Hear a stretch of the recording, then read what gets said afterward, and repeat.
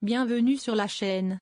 Aujourd'hui, nous continuons à nous accompagner dans un nouvel épisode émouvant et surprenant de la vie. Si vous aimez les développements pleins de suspense, les relations compliquées et les moments doux qui font battre votre cœur plus vite, alors n'oubliez pas de vous abonner à la chaîne et d'aimer la vidéo pour ne manquer aucun épisode. Passe ouverture avec une tempête au commissariat de Mistral. La nouvelle semaine n'a pas commencé dans le calme au commissariat de Mistral.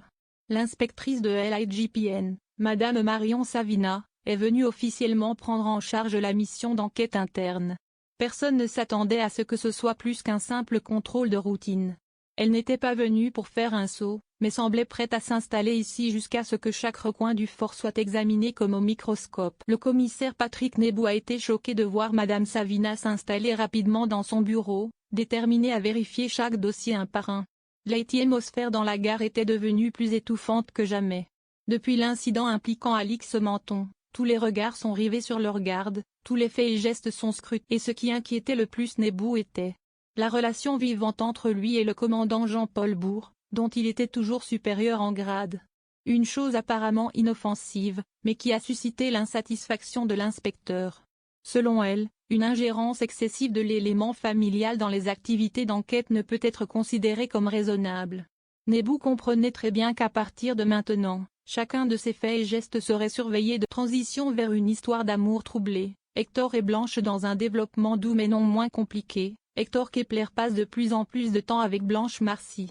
Il a utilisé l'excuse d'écrire un livre sur ses aventures pour voir Blanche plus souvent.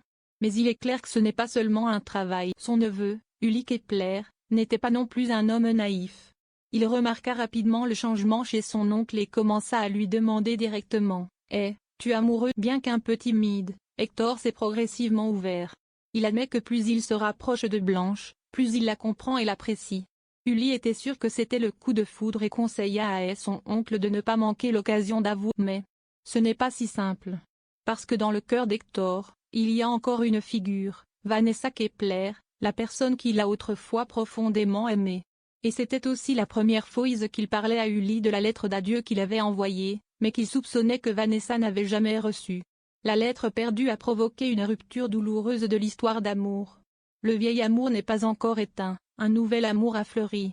Hector est prisonnier de ses propres. Une relation père-fils onirique. Sébastien et Steve. Pendant ce temps, dans un décor plus chaleureux, on assiste à la merveilleuse complicité entre Sébastien et son fils Steve. Après une longue période de séparation, ils retrouvent peu à peu un terrain d'entente. Père et fils ont non seulement partagé de délicieux repas, mais aussi des moments émouvants. Sébastien, avec l'intuition d'un père, se rend compte que Steve était pris d'une jeune fille près de la fontaine. Et il n'a pas manqué l'occasion d'encourager son fils. « Sois courageux, mon fils. Ne laisse pas passer cette occasion. » Steve était hésitant au début, mais avec les encouragements émotionnels de son père, il a semblé avoir le courage de faire un pas vers son cœur palpitant. Ils ont quitté le bar du Mistral de bonne humeur, un déjeuner émouvant, et peut-être le début d'un nouveau voyage. Un dernier détail amusant. Will Vadim et son étrange sieste est comme pour équilibrer les émotions dramatiques et romantiques. Nous terminons cet épisode avec un détail plutôt intéressant. Will Vadim fait une sieste à la clinique, et c'est entre Léa et Jean-Paul. Est-ce juste une coïncidence? Ou y a-t-il quelque chose de caché derrière cette coïncidence? L'épisode de cette semaine était un mélange parfait de tensions d'enquête, de troubles émotionnels et de moments familiaux réconfortants.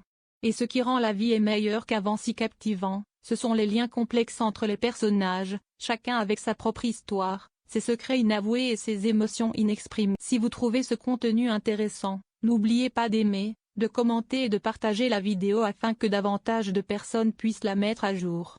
Et si vous souhaitez que je fasse plus de vidéos analysant le couple Hector, Blanche ou révélant le passé de Vanessa, commentez simplement.